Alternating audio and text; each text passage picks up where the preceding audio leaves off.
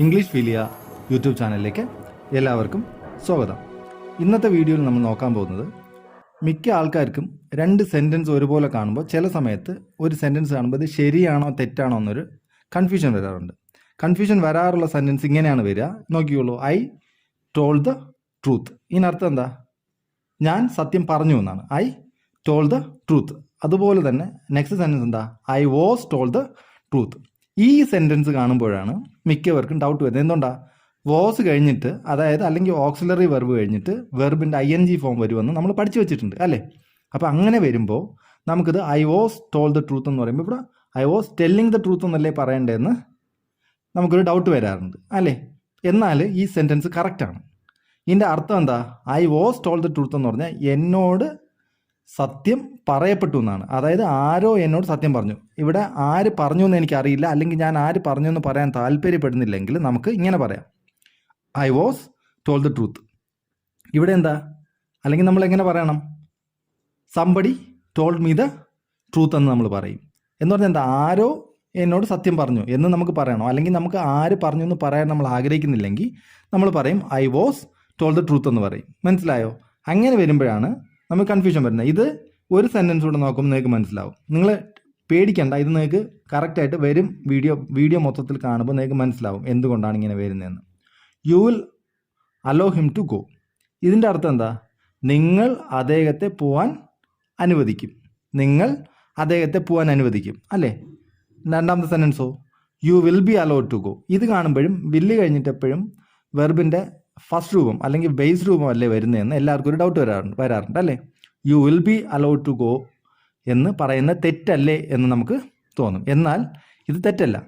U will be allowed to go എന്ന് പറഞ്ഞാൽ കറക്റ്റാണ്. അതിനർത്ഥം എന്താ? നിങ്ങളെ പോകാൻ അനുവദിക്കപ്പെടും. അതായത് നിങ്ങളെ പോകാൻ അനുവദിക്കും. വേറെ ആരെങ്കിലും നിങ്ങളെ പോകാൻ അനുവദിക്കും എന്നാണ്. ആദ്യത്തെ സെൻറ്റൻസിൽ എന്താ? You will allow him to go എന്ന് പറഞ്ഞാൽ നിങ്ങൾ അദ്ദേഹത്തെ പോകാൻ അനുവദിക്കും. ഇവിടെ നിങ്ങളെ പോകാൻ അനുവദിക്കും എന്നാണ്. മനസ്സിലായോ? നിങ്ങളെ പോകാൻ അനുവദിക്കും എന്നാണ് ഇതിനർത്ഥം. ഇതെന്തുകൊണ്ടാണ് ഇത് വരുന്നത്? ഇത് നമ്മൾ ആദ്യത്തെ ഐ ടോൾഡ് ദ ട്രൂത്തും you will allow him to go എന്ന് പറഞ്ഞ രണ്ട് സെൻറ്റൻസും ആക്റ്റീവ് വോയിസ് ആണ്. രണ്ടാമത്തെ എന്താ? പാസീവ് വോയിസ് ആണ്. You will be allowed to go. അതുകൊണ്ടാണ് ഇങ്ങനെ വന്നേക്കുന്നത്. നമുക്കപ്പോൾ ആക്റ്റീവ് വോയിസും പാസീവ് വോയിസും എന്താ നോക്കാം. ഇത് ഇത്രയും നിങ്ങൾ കണ്ടു കഴിയുമ്പോൾ നിങ്ങൾക്ക് കറക്റ്റായിട്ട് മനസ്സിലാവും ഈ ING ഫോം അല്ലാതെ എന്തുകൊണ്ടാണ് ഇങ്ങനെ വരുന്നതെന്ന് നിങ്ങൾക്ക് മനസ്സിലാവും. മനസ്സിലായോ? ഇനി ആക്റ്റീവും പാസീവും ഇതിൻ്റെ യൂണിവേഴ്സൽ സെൻറ്റൻസ് ആണ്. രാമ കിൽഡ് രാവണ. രാമൻ രാവണനെ കൊന്നു എന്നാണ് ഇതിനർത്ഥം. രാമൻ രാവണനെ കൊന്നു. ഇതിനെ പാസീവ് വോയിസിൽ പറയുമ്പോൾ എങ്ങനെ പറയും? Ravana was killed by Rama. ഇവിടെ എന്താ? ഇവിടെ രാവണന് ഇമ്പോർട്ടൻസ് കൊടുത്തിരിക്കുന്നു. അതുകൊണ്ട് നമ്മൾ ഓബ്ജക്റ്റിന് ഇമ്പോർട്ടൻസ് കൊടുക്കുന്നത് കൊണ്ട് നമ്മൾ എന്ത് ചെയ്യും? രാവണൻ ആദ്യം എഴുതി. അപ്പോൾ Ravana was killed by Rama. രണ്ടിൻ്റെ മീനിങ് ഒന്നാണ്. പക്ഷെ മലയാളത്തിൽ നമുക്ക് ഇങ്ങനെ വേണമെങ്കിൽ പറയാം, രാവണൻ രാമനാൽ കൊല്ലപ്പെട്ടു ഇങ്ങനെ പറയാം. അല്ലെങ്കിൽ രാവണനെ രാമൻ കൊന്നു എന്ന് പറയാം. ഇവിടെ രാമൻ രാവണനെ കൊന്നു എന്ന് പറയുന്നതിന് പകരം രാവണനെ രാമൻ കൊന്നു എന്ന് പറയാം. മനസ്സിലായോ? അങ്ങനെ വേണമെങ്കിൽ പറയാം. അല്ലെങ്കിൽ രാവണനെ രാമൻ കൊന്നു. മനസ്സിലായല്ലോ? ഇങ്ങനെ നമുക്ക് പറയാൻ പറ്റും. ഇനി നോക്കൂ, ഇനി നമുക്ക് ഇവിടെ ഞാൻ പറഞ്ഞു ഓബ്ജക്റ്റിന് ഇമ്പോർട്ടൻസ് കൊടുക്കണം എന്നല്ലേ? ഇപ്പോൾ പാസീവ് വോയിസ് എന്ന് പറഞ്ഞാൽ നമുക്കൊരു കാര്യം മനസ്സിലായി. പാസീവ് വോയിസ് എന്ന് പറഞ്ഞാൽ പാസീവ് വോയിസ് ഓബ്ജക്റ്റിന് ഇമ്പോർട്ടൻസ് കൊടുക്കും അത്യാവശ്യം. മനസ്സിലായല്ലോ? ഓബ്ജക്റ്റിനാണ് ഇമ്പോർട്ടൻസ് കൊടുക്കുക. സബ്ജക്റ്റും ഓബ്ജക്റ്റും അറിയാമല്ലോ. ആദ്യം വരുന്ന സബ്ജക്റ്റും രണ്ടാമത് വരുന്ന ഓബ്ജക്റ്റും. നമുക്കിനി ഓബ്ജക്റ്റ് ഉണ്ടോ ഇല്ലയോ എന്ന് അറിയണ്ടേ? അതെങ്ങനെയാണ് നമ്മൾ കണ്ടുപിടിക്കുന്നത്? ഓബ്ജക്റ്റ് ഉണ്ടോ ഇല്ലയോ എന്ന് അറിയണമെങ്കിൽ ആ സെൻറ്റൻസിനോട് നമ്മൾ രണ്ട് ചോദ്യം ചോദിക്കണം.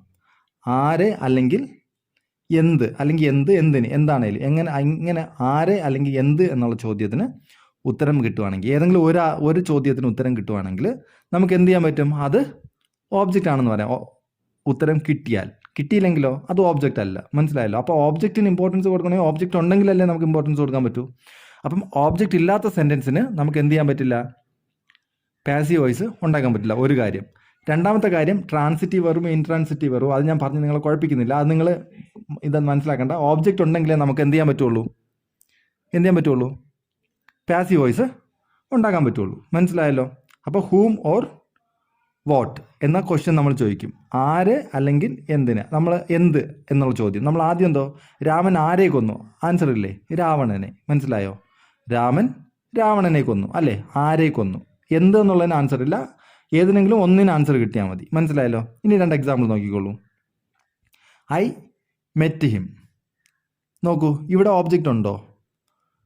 ഞാൻ ആരെ മീറ്റ് ചെയ്തു? ഉണ്ടല്ലോ, ഹൂം എന്നുള്ള ക്വസ്റ്റ്യന് ആൻസർ ഉണ്ട്. ആരെ മീറ്റ് ചെയ്തു? അവനെ മീറ്റ് ചെയ്തു അല്ലേ? അപ്പോൾ ആൻസർ ഉണ്ട്. അപ്പോൾ ഇത് ഓബ്ജക്റ്റ് ഉണ്ട്. അപ്പോൾ നമുക്ക് ഇതിനെ പാസീവ് വോയിസ് ആക്കാൻ പറ്റില്ലേ? അവനെ എന്നുള്ളതിന് ഇമ്പോർട്ടൻസ് കൊടുക്കണമെങ്കിൽ നമ്മൾ ഹീ വെച്ചിട്ട് തുടങ്ങണം. മനസ്സിലായില്ല? അത് വഴിയെ വരുമ്പോൾ നിങ്ങൾക്ക് മനസ്സിലായിക്കോളും. രണ്ടാമത്തെ സെൻറ്റൻസ് നോക്കൂ. I will play cricket. ഞാൻ എന്ത് കളിക്കും? ഞാൻ ക്രിക്കറ്റ് കളിക്കും എന്നാണ് എഴുതിയിരിക്കുന്നത്. I will play cricket. ഞാൻ എന്ത് കളിക്കും? വാട്ട് എന്നുള്ള ക്വസ്റ്റ്യന് ആൻസർ ഉണ്ട്. ക്രിക്കറ്റ് കളിക്കും. അപ്പോൾ ഇത് രണ്ടും ഓബ്ജക്റ്റ് ആണ്. ഇനിയോ ഈ സെൻറ്റൻസ് നോക്കൂ. I am walking on the road. ഇവിടെ നോക്കൂ, I am walking on the road. ഇത് റോഡ് ഓബ്ജക്റ്റ് എന്ന് പറയാൻ പറ്റുമോ? ആരെ അല്ലെങ്കിൽ ഞാൻ എന്ത് നടക്കും എന്ന് നമ്മൾ ചോദിക്കുമോ? ഇല്ല. ഞാൻ ആരെ നടക്കും?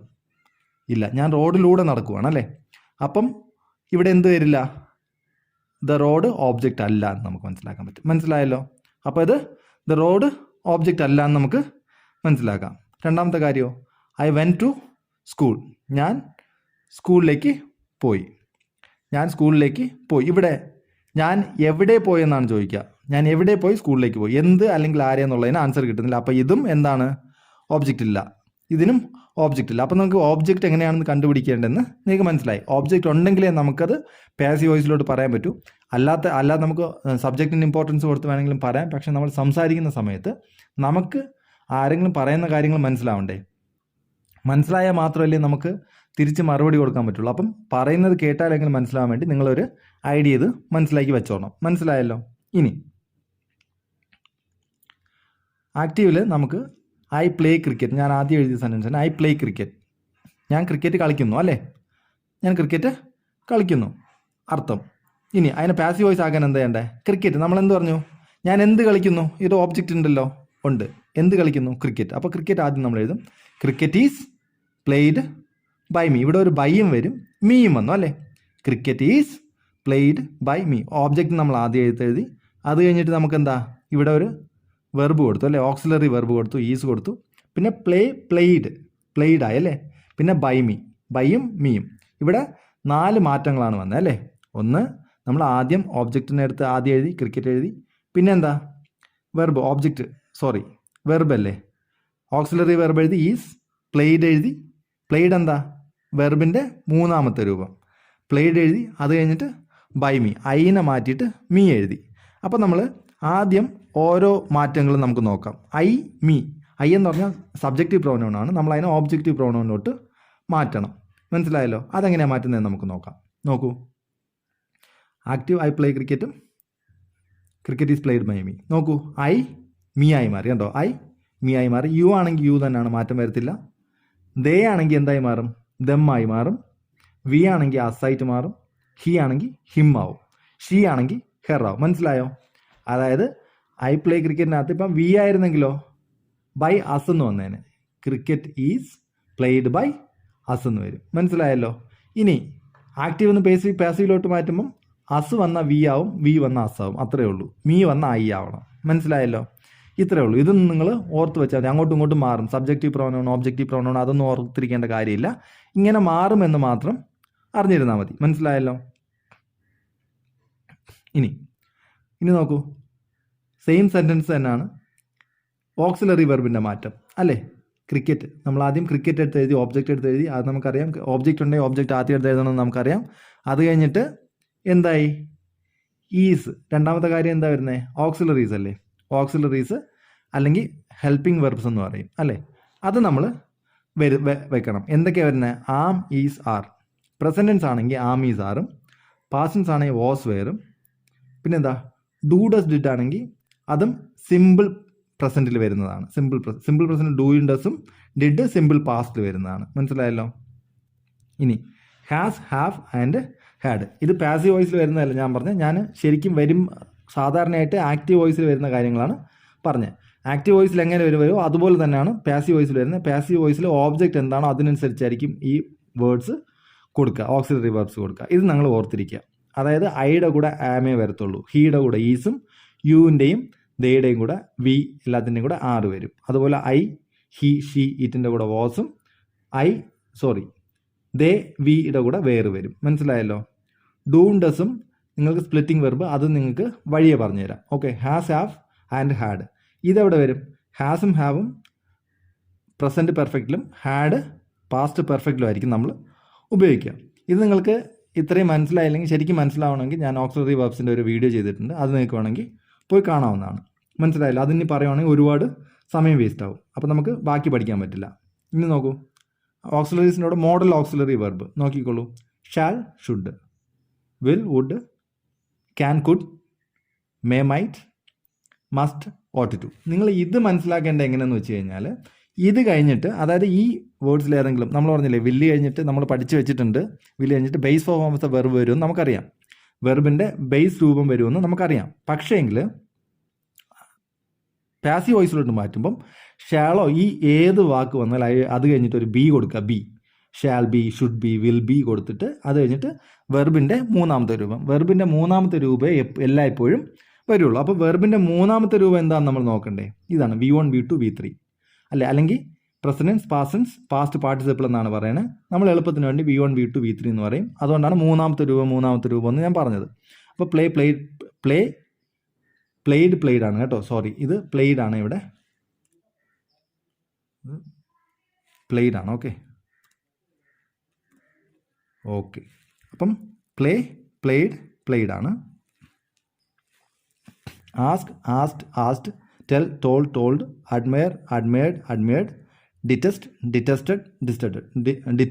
ഇവിടെ നോക്കൂ, ഇവിടെ രണ്ടും V2 V3 സെയിം ആണ്. കണ്ടോ നിങ്ങൾ? V1 ബേസ് രൂപമാണ്, ബാക്കി രണ്ടും V2 V3 സെയിം ആയിട്ട് വന്നു. ഇനി കട്ട് നോക്കൂ, കട്ട്, ബെറ്റ്. ഇത് രണ്ടും എന്താ?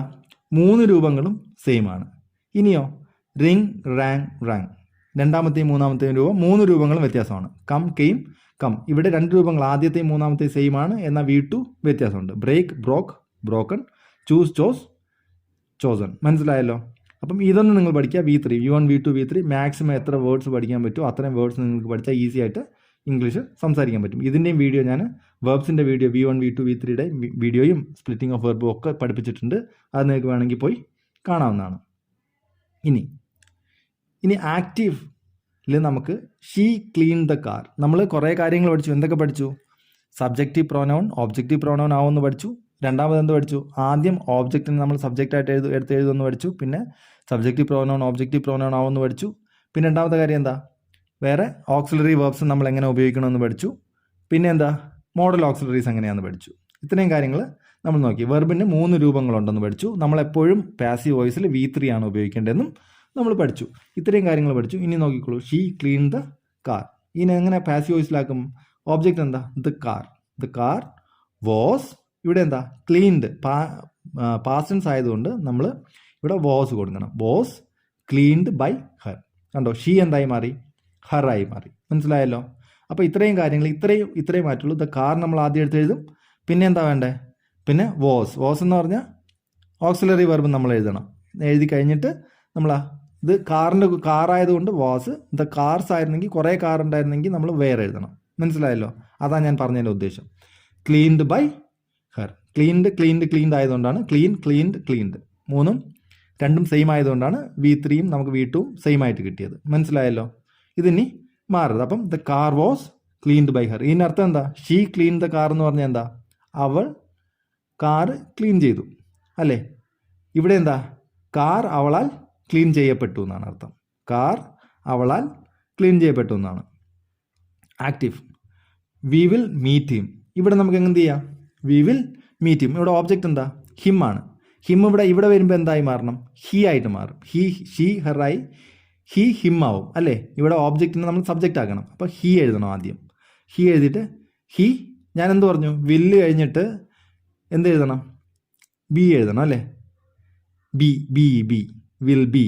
അപ്പം ഹി വിൽ ബി മെറ്റ് ആണ്. മെറ്റ് അത് നിങ്ങൾ പഠിച്ചേ പറ്റുള്ളൂ കേട്ടോ. മെറ്റ് ബൈ വി എന്തായി മാറും? അസ് ആയിട്ട് മാറും. മനസ്സിലായല്ലോ? He will be met by us. മനസ്സിലായല്ലോ? അപ്പോൾ ഇങ്ങനെ വരുമ്പം നിങ്ങൾക്കിതും കിട്ടും. ഇതിനർത്ഥം എന്താ? വി വിൽ മീറ്റ് ചെയ്യും എന്ന് പറഞ്ഞാൽ ഞങ്ങൾ അവനെ മീറ്റ് ചെയ്യും അല്ലേ? ഞങ്ങൾ അവനെ മീറ്റ് ചെയ്യും. ഇവിടെ എന്തോ? അവനെ ഞങ്ങളാൽ മീറ്റ് ചെയ്യപ്പെടും. മനസ്സിലായല്ലോ? അതാണ് ഉദ്ദേശം. അവനെ അല്ലെങ്കിൽ അദ്ദേഹത്തെ എന്താണെങ്കിലും നിങ്ങൾക്ക് ഇഷ്ടമുള്ള പറയാം. ഇനി മെയിനായിട്ട് ഞാൻ പറഞ്ഞു ഓബ്ജക്റ്റ് നമ്മൾ ഈ പാസീവ് വോയിസ് ഉപയോഗിക്കുന്നത് സബ്ജക്റ്റ് നമ്മൾ ഉപയോഗിക്കാതിരിക്കാൻ വേണ്ടിയിട്ടാണ്. സബ്ജക്റ്റ് ഒമിറ്റ് ചെയ്യാൻ പറ്റും. ഒമിറ്റഡ് എന്ന് പറഞ്ഞാൽ നമുക്ക് സബ്ജക്റ്റിനെ ഒഴിവാക്കാൻ പറ്റും. ഒഴിവാക്കിയിട്ട് നമുക്ക് പറയാൻ പറ്റും. സബ്ജക്റ്റ് ഇല്ലാതെ പറയണം. അതായത് നമുക്ക് ആര് പറഞ്ഞു എന്ന് പറയാതിരിക്കണം. ഞാൻ പറഞ്ഞില്ലേ, I was told the truth എന്ന് പറഞ്ഞാൽ എന്നോട് സത്യം പറയപ്പെട്ടു എന്നാണ്. ആര് പറഞ്ഞു എന്ന് നമ്മൾ പറയുന്നില്ല. അല്ലെങ്കിൽ ഇപ്പം Rajesh told me the truth എന്ന് പറയാം അല്ലേ. അങ്ങനെ അതിനർത്ഥം എന്താ? രാജേഷ് എന്നോട് സത്യം പറഞ്ഞു. ഇത് I was told the truth എന്ന് പറഞ്ഞാൽ ആര് എന്നോട് പറഞ്ഞു എന്ന് ഞാൻ പറയുന്നില്ല. പക്ഷെ ഞാൻ പറയുന്നുണ്ട് എന്നോട് സത്യം പറഞ്ഞിട്ടുണ്ടായിരുന്നു ആരോ. മനസ്സിലായോ? അതാണ് അതിനർത്ഥം. മനസ്സിലായെന്ന് വിശ്വസിക്കുന്നു. നോക്കിക്കോളൂ, ഇത് കൂടെ കാണുമ്പോൾ നിങ്ങൾക്ക് മനസ്സിലാവും. ഇനി സംബഡി സ്റ്റോൾ മൈ പെൻ. നോക്കൂ, സംബഡി സ്റ്റോൾ മൈ പെൻ. ആര് പേന മോഷ്ടിച്ചു എന്ന് നമുക്കറിയില്ല അല്ലേ. അപ്പോൾ സംബഡി സ്റ്റോൾ മൈ പെൻ എന്ന് നമുക്ക് പറയാൻ പറ്റും. നമുക്ക് പറയുമ്പോൾ ഇത് പറഞ്ഞാൽ മതി. പക്ഷേ വേറൊരാൾ പറയുവാണ് മൈ പെൻ വാസ് സ്റ്റോളൻ എന്ന് പറഞ്ഞാൽ നമുക്ക് മനസ്സിലാവുണ്ട്. അതിനർത്ഥം എന്താ? സെയിം തന്നെയാണ്. ആര് മോഷ്ടിച്ചു എന്ന് എനിക്കറിയില്ല. കള്ളനല്ലേ മോഷ്ടിക്കുക. അപ്പോൾ ആര് മോഷ്ടിച്ചു എന്ന് എനിക്കറിയില്ല. My pen was stolen. ഇവിടെ മൈ പെൻ ആയതുകൊണ്ടാണ് ഇവിടെ മൈ പെന്നിനായതുകൊണ്ട് മൈ തന്നെ വരും കേട്ടോ. My pen was stolen. ഇവിടെ മൈ പെന്നാണ് ഓബ്ജക്റ്റ്. എന്താണ് കളഞ്ഞത്? എൻ്റെ പേന. My pen was stolen. മനസ്സിലായല്ലോ? എൻ്റെ പേന മോഷ്ടിക്കപ്പെട്ടു. അടുത്തത് നോക്കിയോളൂ. ദേ ആസ്ഡ് മീ മൈ നെയിം. ഇവിടെ നോക്കൂ, ദേ ആസ്ഡ് മീ മൈ നെയിം. അവരാരോട് ചോദിച്ചു? ആര്? അപ്പം മീ അല്ലേ. അപ്പം നമ്മൾ മീനെ എന്താക്കി മാറ്റണം? ഐ ആക്കി മാറ്റണം അല്ലേ. I was ആസ്ഡ് my name. I was ആസ്ഡ് my name. എൻ്റെ പേര് ചോദിക്കപ്പെട്ടു. എൻ്റെ പേര് ചോദിക്കപ്പെട്ടു എന്നാണ് അർത്ഥം. എന്നോട് എൻ്റെ പേര് ചോദിക്കപ്പെട്ടു എന്നാണ് അർത്ഥം. മനസ്സിലായല്ലോ? ആര് ചോദിച്ചു എന്ന് നമ്മൾ പറയുന്നില്ല. നോക്കിയോളൂ അടുത്തത്. The police arrested him. The police arrested him. നോക്കൂ, ഇവിടെ എന്ത് പറയണം? He was arrested. വളരെ സിമ്പിൾ അല്ലേ. He was arrest. ആരാ അറസ്റ്റ് ചെയ്യുക? പോലീസല്ലേ അറസ്റ്റ് ചെയ്യുക നമ്മളെ. അപ്പോൾ പോലീസ് അറസ്റ്റ് ചെയ്യുമെന്ന് നമ്മൾ പറയുമ്പോൾ പോലീസ് എന്ന് പറയേണ്ട ആവശ്യമുണ്ട്. അത് നമ്മൾ അണ്ടർസ്റ്റുഡ് അല്ലേ, എല്ലാവർക്കും അറിയുന്ന കാര്യമില്ല. അപ്പം ഹി വാസ് അറസ്റ്റഡ് എന്ന് പറഞ്ഞാൽ പോലീസ് അറസ്റ്റഡ് ഹിമ്മിനെ നമ്മളിപ്പോൾ എടുത്തപ്പോൾ ഹി ആയി. ഹി വാസ് അറസ്റ്റഡ് ആയി. ഹി വാസ് അറസ്റ്റഡ് എന്ന് പറഞ്ഞാൽ പോലീസ് അവനെ അറസ്റ്റ് ചെയ്തു എന്ന് തന്നെയാണ് അർത്ഥം. അവൻ അറസ്റ്റ് ചെയ്യപ്പെട്ടു, അല്ലെങ്കിൽ അദ്ദേഹം അറസ്റ്റ് ചെയ്യപ്പെട്ടു. ആര്? പോലീസല്ലേ അറസ്റ്റ് ചെയ്യുള്ളൂ. അപ്പം നമുക്ക് അവിടെ നമുക്ക് ഇങ്ങനെ ഉപയോഗിക്കാൻ പറ്റും. ഇനിയോ, സ്മോക്കിംഗ് ഈസ് പ്രൊഹിബിറ്റഡ്. ഇവിടെ സ്മോക്ക് ചെയ്യാൻ അനുവദിക്കുന്നതല്ല അല്ലേ, നിഷേധിച്ചിരിക്കുന്നു. സ്മോക്ക് ചെയ്യുന്നത് നിഷേധിക്കപ്പെട്ടിരിക്കുന്നു എന്നാണ് അർത്ഥം. Promises should be kept. വാഗ്ദാനങ്ങൾ പാലിക്കപ്പെടണം. വാഗ്ദാനങ്ങൾ പാലിക്കപ്പെടേണ്ടതാണ്.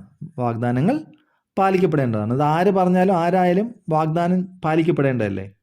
അപ്പം വാഗ്ദാനങ്ങൾ പാലിക്കപ്പെടണം. ഇങ്ങനെയൊക്കെ പറയാൻ വേണ്ടിയിട്ടാണ് നമ്മൾ കൂടുതലും പാസീവ് വോയിസ് ഉപയോഗിക്കുന്നത്. നമ്മൾ 2-3 കാര്യങ്ങൾ ഓർത്തിരിക്കേണ്ടത് എന്തൊക്കെയാണ്? നമ്മളെ ഓക്സിലറി വെർബ് കഴിഞ്ഞിട്ട് എന്ത് വരണം? Third form of the verb വരണം. രണ്ടാമത് എന്താ? മോഡൽ ഓക്സിലറി വന്നാൽ അത് കഴിഞ്ഞിട്ട് ബി വരും. B. English is spoken all over the world. ലോകമെമ്പാടുമുള്ള ജനങ്ങൾ ഇംഗ്ലീഷ് സംസാരിക്കപ്പെടുന്നു. ഇവിടെ ജനങ്ങൾ കൊടുത്തിട്ടില്ല. ലോകമെമ്പാടും ഇംഗ്ലീഷ് സംസാരിക്കപ്പെടുന്നു. അല്ലെങ്കിൽ എന്താ പറയണം? People speak English all over the world എന്ന് പറയാം. അങ്ങനെ വേണമെങ്കിൽ പറയാം English is spoken all over the world. ഇത് പാസീവായി. ഇതെന്താ അർത്ഥം? ലോകമെമ്പാടും ഇംഗ്ലീഷ് സംസാരിക്കപ്പെടുന്നു. മനസ്സിലായെന്ന് വിശ്വസിക്കുന്നു. ഇനി എന്തെങ്കിലും ഡൗട്ട് ഉണ്ടെങ്കിൽ നിങ്ങൾ കമൻറ്റ് ചെയ്യുക. കമൻറ്റ് ചെയ്ത് കഴിഞ്ഞാൽ നമ്മളത് ക്ലാരിഫൈ ചെയ്യാൻ നോക്കാം. നിങ്ങൾക്ക് ഒപ്പം തന്നെ നിങ്ങൾക്കിത് ഓക്സിലറി വെർബോ മോഡൽ ഓക്സിലറി വെർബിനെ കുറിച്ച് മനസ്സിലായാലേ അതിനെക്കുറിച്ച് ഞാനൊരു വീഡിയോ ചെയ്തിട്ടുണ്ട്.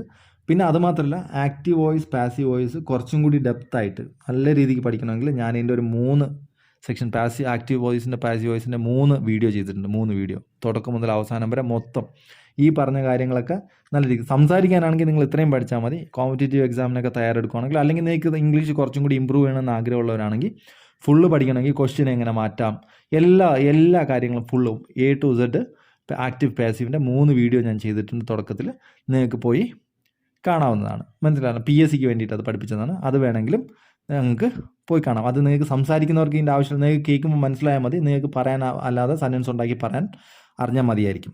അപ്പോൾ നിങ്ങൾക്ക് ഇത്രയും നേരം എൻ്റെ വീഡിയോ കണ്ടതിന് താങ്ക് യു വെരി മച്ച്. അപ്പോൾ സീ യു സൂൺ.